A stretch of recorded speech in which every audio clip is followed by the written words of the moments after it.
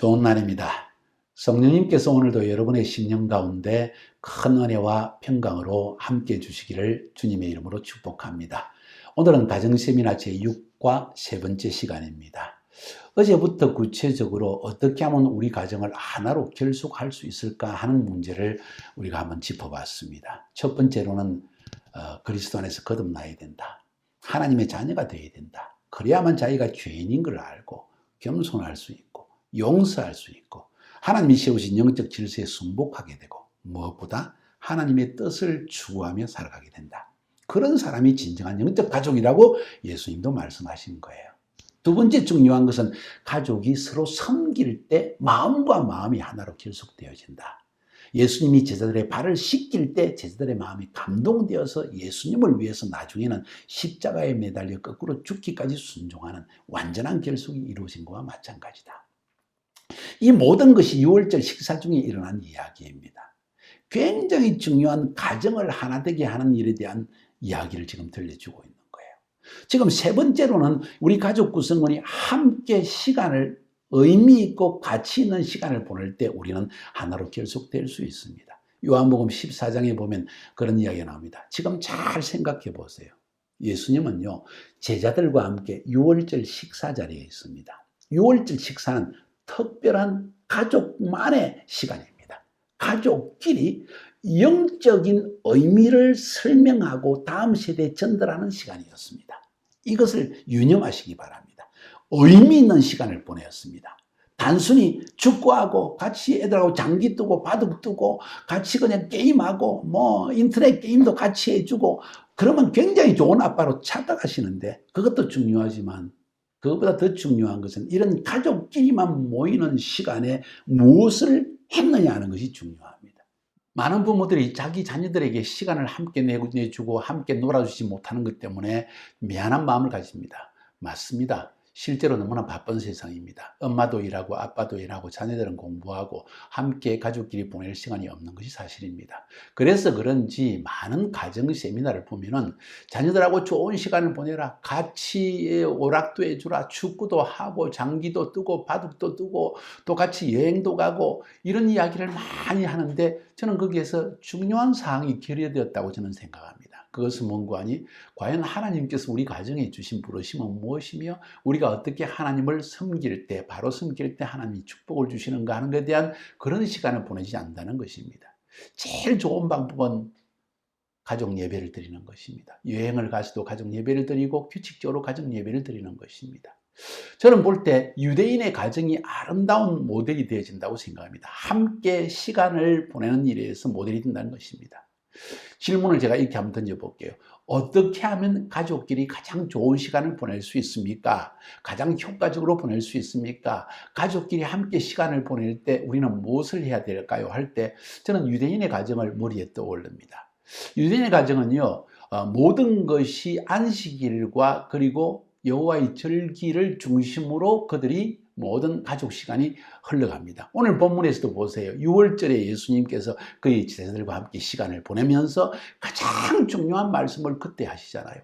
마찬가지입니다. 오늘날도 유대인, 경건한 유대인의 가정은요, 모든 그들의 가족과의 시간은 안식일에 함께 가족끼리 모이고 그 다음에 절기 때, 봄절기, 세번 그리고 여름절기, 오순절, 가을절기, 주로 숫꽃, 그러니까 초막절 때 보세요. 봄절기는 적어도 2주의 시간을 내야만 함께 보낼 수 있습니다. 또 가을절기는 적어도 3주의 시간을 함께 보내야만 합니다. 그러면 그 시간에 휴가를 내고 나면 다른 시간 같이 가족끼리 어디 놀러 간다 상상할 수 없는 이야기죠. 다시 말해서 그들은 하나님 중심, 말씀 중심으로 가족의 시간을 보낸다는 것을 우리가 알 수가 있습니다. 이것은 굉장히 중요한 깨달음입니다. 경건한 가정은 모든 것이 하나님께 예배하며 하나님의 말씀을 연구하며 말씀 안에서 이 세상을 어떻게 하나님의 뜻에 순종하며 하나님의 뜻을 이루기 위해 살 것인가 하는 여기에 집중된다는 걸 알 수가 있는 것입니다. 예수님은 이 영적 가족끼리 모인 6월절 시사의 가장 중요한 시간에 뭘 하셨다고 하셨어요? 지금 오늘 가장 영적인 교훈을 전달하고 있는 것입니다. 우리가 영적으로 하나된 가족이라는 것을 그들에게 정확하게 명확하게 지금 말씀하고 있습니다. 그러면서 요한복음 14장으로 넘어가 볼까요? 어제 13장 보았죠. 1절부터 3절까지 보니까 주님이 이렇게 말씀하십니다. 너희는 마음에 근심하지 말라. 하나님을 믿으니 또 나를 믿으라. 내 아버지 집에는 거할 곳이 많도다. 그렇지 않으면 너희에게 일렀으리라. 내가 너희를 위하여 거처를 예비하러 가노니 가서 너희를 위해서 거처를 예비하면 내가 다시 와서 너희를 내게로 영접하여 나 있는 곳에 너희도 있게 하리라. 뭔 말씀입니까? 지금 제자들은요, 예수님이 메시아로 등장해가지고 이 로마 군병들을 쫓아내고 왕으로 등극해서 한 명은 국무총리, 하나는 경제기획원 장관으로 앉기를 원해가지고 로비 활동을 벌이고 이런 때였습니다. 그때 주님께서 그들의 세속적 세계관을 바꿔주십니다. 어떤 시간에? 가족끼리 함께 모이는 의미 있는 시간에, 유월절 식사 때. 그러면서 나는 너희를 떠나간다. 착각하지 마라. 내가 이 땅의 왕으로 온 것이 아니다. 그리고 아버지 하나님께 가서 너희를 위해서 영원한 거처를 예비할 것이고 너희들이 거기에 와서 나와 함께 거기서 영원히 있게 할 것이다. 다시 말해서 그들에게 세속적 세계관을 벗기게 하고 성경적 세계관을 심어주는 거예요. 우리 육신의 가족도 마찬가지로 가족끼리 시간을 보낼 때 함께 스키도 타고 수영도 하고 같이 오락도 하고 필요합니다. 아이들이기 때문에 아들의 마음을 열기 위해서 필요할 것입니다. 그런데 그 중에 반드시 가족끼리 함께 모여 영적인 시간을 보내야 합니다. 영적인 이야기를 할 수 있는 환경을 만들어야 됩니다. 가장 좋은 것은 여러분이 가족끼리 휴가를 가거나 가족끼리 시간을 보낼 때 반드시 가정 예배를 드리는 것입니다. 그것은 나중에 마지막 부분에서 언급을 할 것입니다. 주님은 6월절 식사 기간 동안에 가족과 함께 보내는 시간을 보내시고 그 가운데 굉장히 중요한 영적인 진리를 그들의 생각을 바꿔놓는, 우리가 생각한 예수님이 아니었네 하는 생각이 들 정도로 이런 가르침을 주셨다는 거예요. 근심하지 마라. 세상에 있기 때문에 근심할 수밖에 없는데 그 생각을 바꿔서 영적으로 전환시켜 주는 거예요. 이런 의미 있는 시간, 가족끼리만 보내는 시간이 굉장히 중요하다는 걸 여러분이 인식하세요. 그래서 마가복음 6장 30절 32절에서도 예수님께서 제자들이 이제 사역을 하고 돌아와가지고 자기들 한 일을 막 자랑하고 막 이렇게 하는데 예수님이 너희를 좀 조용한 곳에서 좀 쉬어라 말씀하십니다. 왜냐하면 사람들이 오고 가고 뭐 쉴 틈이 없습니다. 사람이 너무 바쁘면 실수를 합니다. 사람이 너무 바쁘면 포커스, 초점을 잃어버리고 영적이 아니라 세상적이 되지가 사람 만나고 사람 마음을 편하게 하고 사람 이런 관계 속에 상처도 받고 이런 일이 일어납니다. 그래서 주님은 너희들은 한적한 곳에 가서 쉬어라. 그래서 배를 떼어서 아무도 없는 곳으로 가게 하십니다. 시간을 조용하게 보내는 것입니다. 하나님과의 시간입니다. 사실은. 그냥 놀아라는 이야기가 아닙니다. 그렇게 할 때 가족이 영적으로 하나로 완전히 결속될 수 있다는 거예요. 오늘날 얼마나 경쟁과 스트레스가 많습니까? 거기서 빠져나와야 됩니다. 그런 시간을 여러분이 가져야 됩니다. 의미 있는 시간을 가져야만 됩니다. 아멘입니까? 그런 시간을 정기적으로 한번 만들어 보세요. 쉽지 않을 것입니다. 그러나 시도해 보세요. 그렇게 할 때 여러분의 가정에 큰 변화가 일어날 것입니다. 자, 그 다음 네 번째로 우리 가정이 영적으로 하나로 결속하기 위해서 우리가 함께 일하는 것이 필요합니다. 일을 할 때 단순히 그냥 다차에 가서, 다차가 무슨 말인지 모르죠. 러시아 말입니다. 주말 농장입니다. 러시아, 카자흐스탄 지역에는, 구소련 지역에는 다차라고 해서 주말 농장에 있어서 가족이 함께 가서 씨를 뿌리고 뭐 흙을 일구고 또 딸기를 따고 이런 일이 일어납니다. 그런 일을 함께 하라는 것이지요. 현대사회에서는 아파트에 살기 때문에 그런 일이 별로 없을 것입니다. 그러나 할 수 있는 한 어떤 일을 함께 이루어 나가는 것. 옛날에는 가족끼리 모여가지고요, 추석 때 되면 송편을 빚고요, 겨울에 또 설날이 오기 전에 또 뭐 만두를 빚어내기도 하고 그렇게 하지 않습니까? 가족 전체가 모여서 그걸 할 때 하나로 결속되지 않았냐는 거예요. 그런 어떤 육신적인 측면에서도 결속이 일어나는데 그 이외에도 하나님의 영적 사역을 위해서도 우리가 함께 일을 할 때 결속이 되어집니다. 엄마 아빠가 선교여행을 떠날 때 자녀들을 데리고 가는 겁니다. 그 선교여행 가서는 어느 유치원의 건물 담이 무너진 것을 세워주고 거기에 색칠을 하느냐 합니다. 아이들도 페인트 칠을 하고 얼굴에도 칠하고 함께 깔깔대고 웃고 가난하고 어렵고 힘들게 사는 사람들의 모습을 바라보면서 저녁 때 앉아서 엄마와 함께 이야기를 나눕니다. 이게 함께 일할 때 결속되는 모범이라는 거예요. 예수님께서 요한복음 15장 1절 2절에 이렇게 말씀하십니다. 나는 참 포도나무요 내 아버지는 농부라. 물론 내게 붙어있어 열매를 맺지 아니하는 가지는 아버지께서 그것을 제거해 버리시고 물론 열매를 맺는 가지는 더 열매를 맺게 하려 그것을 깨끗게 하시느니라. 뭔 이야기 하신지 아세요? 아버지 성부 하나님이 계신데 그분은 농부시다. 일하시는 농부, 일한다. 예수님은 참 포도나무다. 그분도 열매를 맺기 위해 일하고 있다. 너희는 가지다. 다 가지에서 열매를 맺어야 된다. 너희를 통해 열매 맺기를 원한다. 우리는 함께 일해야 된다. 농부와 포도나무와 가지는 함께 일할 때 열매를 맺기 위한 것이다. 근데 열매를 맺지 않으면 잘라내버린다. 그런데 열매를 많이 맺는 가지는 더 가지를 잘 쳐가지고 더 많은 열매를 맺게 한다. 이건 농사해 본 사람, 과일을 침본 사람만 할 수 있는 이야기입니다. 중요한 요점은 여기에서 함께 일한다. 목적은 열매를 맺기 위한 것이다. 나는 참 포도나무요 내 아버지는 농부다. 하나님을 농부로 일하시는 분으로 예수님과 함께 일하는 분으로 열매를 얻기 위한 것이다 하는 말씀을 다시 말해서 우리가 함께 일할 때 풍성한 삶의 열매, 영적인 열매, 구원의 열매를 만들어낼 수 있다는 것을 지금 이야기하고 있는 거예요. 앞에서 말씀드린 것처럼 자녀들은 공부한다고 그냥 가만 공부만 하라고 내버려두기 시작하면 이 자녀들은 가족이 뭔지도 모르고요. 이기적으로 공부만 잘해가지고 좋은 대학만 들어가서 좋은 직장만 얻어서 결혼해가지고 딱 떨어져서 따로 살려고 하는 그런 모습 나타날 겁니다. 어떻게 하실 겁니까? 영적으로 하나 되어져야 됩니다. 다섯 번째로 우리가 가정이 하나 되기 위해서는 어려움을 함께 극복해야 됩니다. 아버지가 사업에 실패했습니다. 어머니가 교통사고가 났습니다. 어려움이 일어났습니다. 그때 너는 너무 바쁘니까 공부해라. 엄마 아빠가 다 해결할게. 아니요. 함께 모여서 가족끼리 회의를 드리고 함께 모여서 의논하고 함께 이것을 극복하려고 하는 이런 과정이야말로 결속이 일어나는 것입니다. 그렇지 않을 경우에 우리는 그냥 남남이 따로 사는 것과 똑같은 거예요. 그냥 육신으로만 가족일 뿐이지 진정 마음으로 하나 됐다고 볼 수가 없는 거예요. 영적으로 한번 들어가 봅시다. 요한복음 16장에 들어가면 32절 33절에 예수님께서 6월절 식사의 마지막에 영적 가족에게 귀중한 말씀을 지금 남겨놓습니다. 보라, 너희가 다 각각 제 곳으로 흩어지고 나를 혼자 둘 때가 온다. 근데 벌써 왔다. 그러나 내가 혼자 있는 것이 아니라 아버지는 나와 함께 계신다.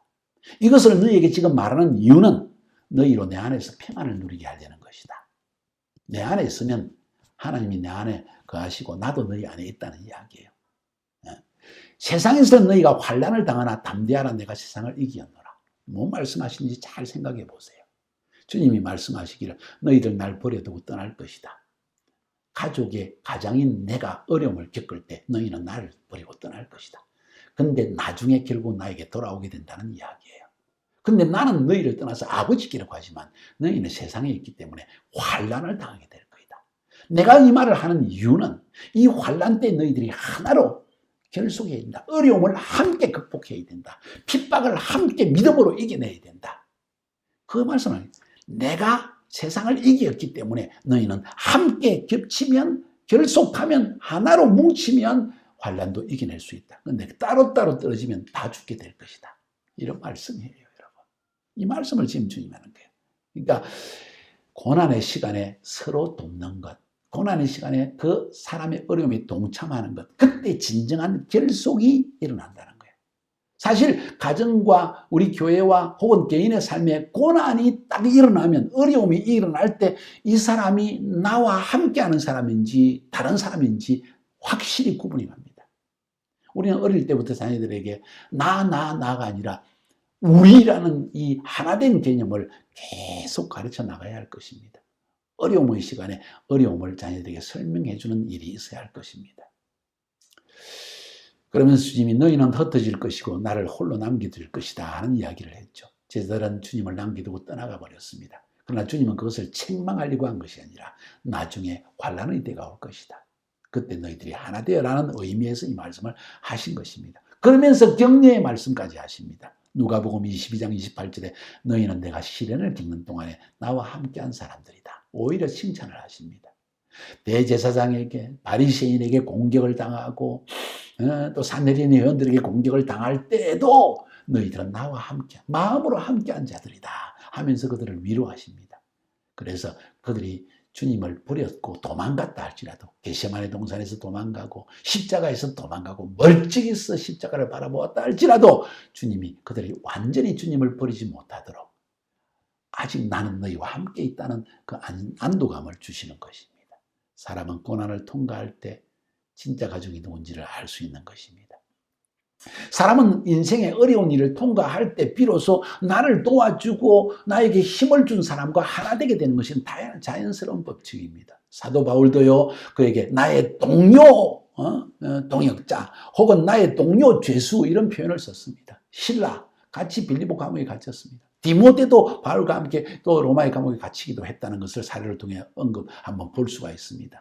그걸 통해서 디모데에게 나의 영적 아들, 라는 표현을 쓰고 있는 거예요. 보세요. 가족이 되었다는 겁니다. 어려움을 함께 지냈기 때문입니다. 고난을 함께 겪었기 때문입니다. 복음을 증거하면서 당하는 어려움을 함께 겪었기 때문입니다. 나는 어려워서 슬쩍 빠지는 어리석은 자가 아니라는 거예요. 가족이 아니기 때문에 그러는 거예요. 우리가 구약 성경에서는 다윗의 용사들의 이야기를 알고 있습니다. 특별히 사무엘상 22장 1절 2절에 보면 다윗이 사울에게 쫓겨서 유대 광야의 굴이란 굴은 옮겨 다니면서 피해 다닙니다. 그때 아둘람 굴의 이야기가 나오면서 400명의 용사들이 있었고, 용사들이 아니라 빚진 자, 억울한 자, 상처 입은 자 이런 사람들, 별 볼 일 없는 사람들이었는데 다윗은 그들의 영적 아비가 되었다고 했습니다. 이 어려움의 시간에 다윗이 아버지로서 그들을 감싸주고 비전을 주고 용기를 북돋아 주었기 때문에 빚진 자, 마음에 상처 있는 자, 이런 어려운 자들이 영적 장군으로 서게 됩니다. 나중에 역대상 12장을 살펴보면 이 사람들이 12지파에서 다 일어나가지고 다윗을 왕으로 삼으려고 하고 하나된 마음으로 다윗을 왕으로 삼아서 다윗의 왕국을 건설하는 걸 보게 됩니다. 하나 되었습니다. 언제? 어려움을 함께 극복할 때. 그래서 고난의 시간에 부부도 서로를 비난하지 마세요. 오히려 함께 고난에 참여하세요. 아내가 잘못했을 때, 남편이 실수했을 때 그 잘못과 실수를 책망하기보다는 얼마나 마음이 아프니, 얼마나 힘들었겠어요. 서로 나누면서 하나 되어질 때 우리는 더 깊이 결속될 수 있다는 것입니다. 마지막으로 가족이 하나 되는 길 마지막, 굉장히 중요한 부분입니다. 아주 단순해 보이고 별것 아닌 것처럼 보여지고 평범하게 들리는 이야기 같지만 중요한 이야기입니다. 어떻게 우리 가족은 하나 될 수 있을까요? 매일 가정 예배를 드리고 함께 말씀을 배우고 기도할 때 결속은 일어납니다. 왜 그런지 아세요? 예배와 말씀과 기도 중에 하나님의 음성이 들려지는 것입니다. 하나님의 뜻을 함께 공유하게 되어지는 겁니다. 제가 좋아하는 말씀, 요한복음 6장 63절에 내가 너희에게 이런 말이 영이요 생명이니라. 가족을 영적으로 하나 되게 하는 생명력이 뭉쳐지게 만드는 겁니다. 그래서 가정 예배가 얼마나 중요한지 모릅니다. 지금 카란틴이죠. 그래서 다 집에 들어앉아 있는 가정들이 많이 있습니다. 그렇죠? 외부적으로 안 나가려고 합니다. 식당에 가서 먹기를 꺼려야 합니다. 집에서 먹습니다. 이전에 요리를 안 하다 집에서 요리를 합니다. 중요한 사실은 가족이 함께 모여 앉게 되었다는 거예요. 바로 이때 예배를 드리세요. 서먹서먹합니까? 한 번도 안 해봐서? 매일 교회만 가서 양복만 입고 가서 앉아있다가 왔습니까? 이제 편안한 복장으로 집에 앉아서 예배를 드리세요. 말씀을 배우세요. 예배 드리고 나서 들은 말씀을 가지고 여러분들이 이것을 서로 나누세요. 그리고 그 말씀을 붙들고 기도하세요. 여러분이 말씀을 준비하기 힘들면 제가 카이로스 TV로 해가지고 지금 이 말씀을 전하고 있지 않습니까? 이 말씀 매일 한 편씩 듣고 서로 나누세요. 가정 예배를 드릴 때 하나님의 말씀이 우리의 영을 살리는 생명이 되어져서 우리 가정을 하나 되게 만드는 것입니다. 굉장히 중요한 사실은 무엇인가 하니 이게 평범한 것 같지만 예배와 말씀과 기도가 가정 공동체에 좋은 습관으로 뿌리 내려져야 됩니다. 너무나 바쁜 사회입니다. 자녀들도 바쁘고 공부 때문에 친구 때문에 게임 때문에 바쁩니다. 아버지도 바쁘고 어머니도 바쁩니다. 함께 모일 수가 없습니다. 한 집에 살고 있지만 마음은 콩밭에 가 있습니다. 다 다릅니다. 그래서 각자 어떻게 하면 먹고 살까 거기만 신경을 쓰다 보니까 부부 사이가 갈라지고 자녀와 부모 사이가 갈라집니다. 내 마음에 드는 여자하고 결혼하고 싶고 내 마음에 드는 남자하고 결혼하고 싶고 내가 돈 버는 일을 위해서 신경을 쓰는데 예배는 무슨 하면서 예배를 게을르게 하기 시작합니다. 아닙니다. 실패합니다. 구약 성경에 보면 아브라함이라는 사람이 있습니다. 그는 갈대아 우르를 떠나 내 본토 친척 아비 집을 떠나 내가 너에게 지시할 땅으로 가라 하는 말씀을 듣고 순종한 사람입니다. 그런데 중요한 사실은 아브라함이 하나님의 말씀에 순종하여 가나안 땅에 들어갔을 때 그가 한 일은 예배와 기도를 뿌리내린 삶을 습관을 만들어냈다는 거예요. 창세기 12장 6절부터 9절을 보니까 아브라함이 그 땅을 지나 세겜 땅 모래 상수리 나무에 이르니 그때가 가나안 사람이 그 땅에 거주하였더라. 여호와께서 아브라함에게 나타나 이르시되 내가 이 땅을 네 자손에게 주리라 하신지라. 자기에게 나타나신 여호와께 그가 그곳에서 제단을 쌓고 거기서 베델 동쪽 산으로 옮겨 장막을 치니 서쪽은 베델이요 동쪽은 아이라. 그가 그곳에서 여호와께 제단을 쌓고 여호와의 이름을 부르더니 점점 남방으로 옮겨갔더라. 예배하는 삶, 기도하는 삶, 여호와의 이름을 부르니까 점점 지경을 넓혀서 남방으로 옮겨가기 시작했다는 사실을 말하고 있습니다. 어떤 사람은 그럴 것입니다. 한번 예배 드렸겠죠. 아니요. 13장으로 넘어가 볼까요? 그의 라이프 스타일을 보여주고 있습니다. 롯의 목자들과 아브라함의 목자들이 서로 싸웠습니다. 너무 가축들이 많아가지고 하나님이 축복을 주셔서 축복도 우리에게 어려움이 될 수가 있는 거예요. 그때 아브라함이 먼저 네가 선택해라. 네가 동하면 내가 서하고 네가 남하면 내가 북할게. 네가 먼저 선택해라. 롯은 세상적인 것이 좋아서 소돔과 고모라 땅을 선택하여 떠났습니다. 떠나자마자 하나님께서 아브라함에게 나타나셔서 네가 보이는 이 땅을 전부 너에게 주리라. 동서남북을 재봐라. 땅에 티끌과 같이 네 자손을 많게 할 것이다. 너를 축복할 것이다. 그러니까 아브라함이 그 음성을 듣고 장막을 옮겨서 헤브론에 있는 마므레 상수리 숲에 이르러 거주하면서 거기서 여호와를 위하여 제단을 쌓았더라. 이 말은 새로운 곳으로 옮겨가서 또 제단을 쌓아서 매일 예배 드렸다. 이런 이야기라는 거예요. 예배, 말씀 배우기. 그래서 말씀을 깨닫고 실천하고 기도하기. 여러분, 이것이야말로 아브라함의 축복을 우리 삶에 가져오는 길이라는 걸 여러분 알고 계십니까? 말세로 가까이 갈수록 이 영적 스타일을 우선순위로 뿌리내리는 사람들과 가족들에게만 이런 아브라함의 축복이 임한다는 거예요. 그렇지 않으면 점점 가족은 핵가족으로 다 흩어져 버립니다. 하나님의 부르심, 우리 가정을 향한 부르심 다 사라져 버립니다. 위험한 세대입니다. 가정 예배를 확립하세요. 그것이 여러분의 가정을 영적으로 하나 되는 길이라는 것을 꼭 기억하시기 바랍니다. 지금 두 번째, 세 번째 시간을 통해서 영적으로 하나 되기 위해서 뭐가 필요하겠죠? 영적으로 거듭나야 된다. 서로 섬겨야 된다. 함께 가치 있는 의미 있는 영적 시간을 보내야 된다. 함께 일해야 된다. 함께 고난을 극복해야 된다. 마지막으로 가정 예배를 드리고 말씀을 배우고 기도해야 된다. 승리하시기를 주님의 이름으로 축복합니다. 마지막 때입니다. 가정을 살려야 합니다. 자녀들을 살려야 합니다.